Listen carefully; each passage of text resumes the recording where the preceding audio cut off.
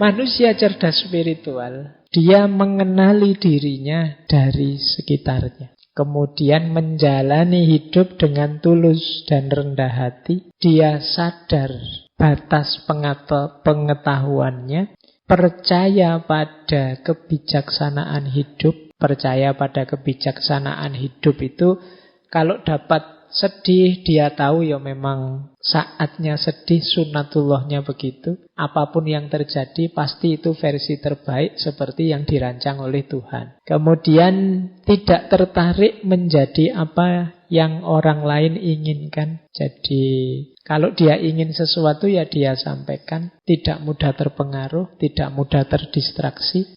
Kemudian bijaksana, kemudian dermawan, memberi tanpa mengharap balasan, kemudian orangnya tenang, tidak mudah panik, tidak mudah heboh. Kemudian merangkul siapapun yang hadir dengan rasa bersyukur. Jadi tidak milih-milih orang, tidak memilah-milah orang, melabel-labeli orang, membersihkan diri dari keterikatan dunia, dan yang terakhir, menspiritualkan pengalaman.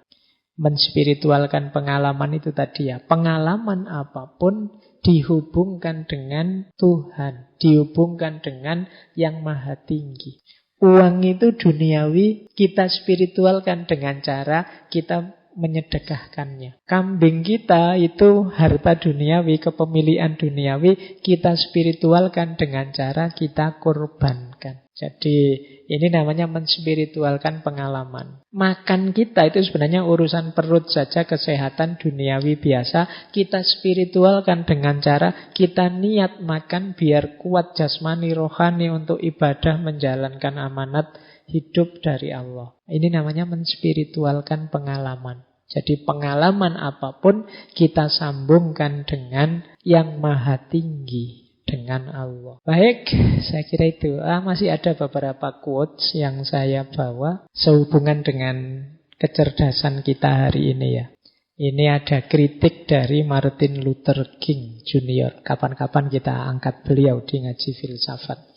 Kata Martin Luther King, kekuatan ilmiah kita hari ini itu sebenarnya telah melampaui kekuatan spiritual kita. Kita mampu membuat peluru kendali, tapi kita tidak mampu mengendalikan diri. Jadi kita bisa membuat peluru yang bisa kita kendalikan. Padahal peluru itu kan sulit untuk dikendalikan, tapi kita bisa. Sayangnya kita tidak mampu mengendalikan diri. Jadi ini PR kita, maksudnya intelijensi intelektual kita luar biasa, tapi emosi dan spiritual kita masih tidak secanggih intelek kita.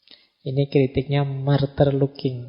Ada lagi Charles Bukowski. Kata Bukowski, problem dunia masa kini itu adalah orang-orang pintarnya penuh keraguan, sementara yang bodoh penuh percaya diri. Ini masalah ini hari ini ya. Yang pintar-pintar itu ragu-ragu.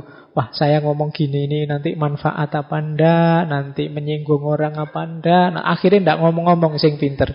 Sing bodoh-bodoh ngomong terus dengan PD-nya apa wae di-share. Nah, ini problem ya, problem dunia masa kini. Orang-orang pinternya penuh keraguan, sementara orang-orang bodohnya penuh percaya diri. Harusnya yang pinter ya percaya diri, wong ada ilmunya. Yang bodoh yang ragu-ragu, aku ini ndak ngerti apa pantas ngomong. Tapi sekarang kebalik. Baik, ada lagi quotes, kalau ini filosof. Menurut saya menarik, Agustinus. Jadi Tuhan seakan-akan tidak mengindahkan doa kita. Padahal dia selalu siap memberikan cahayanya kepada kita. Bukan cahaya yang terlihat, tetapi cahaya intelektual dan spiritual. Namun kita tidak selalu siap untuk menerimanya.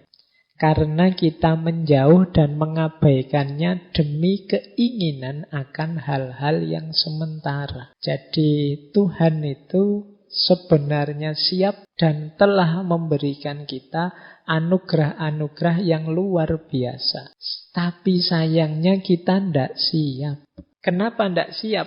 Yang kita minta hal-hal yang biasa-biasa dan sepele. Sehingga apa? Wadah kita tidak cukup untuk menerima anugerah Tuhan yang luar biasa. Sehingga terus kita protes, ya Allah aku minta ini saja kok tidak dikabulkan. Padahal Allah sudah memberi yang jauh lebih luar biasa daripada yang dia minta. Ini katanya Agustinus. Sayangnya karena kita fokusnya pada hal-hal remeh yang kita minta, sehingga anugerah Allah yang luar biasa itu meleset.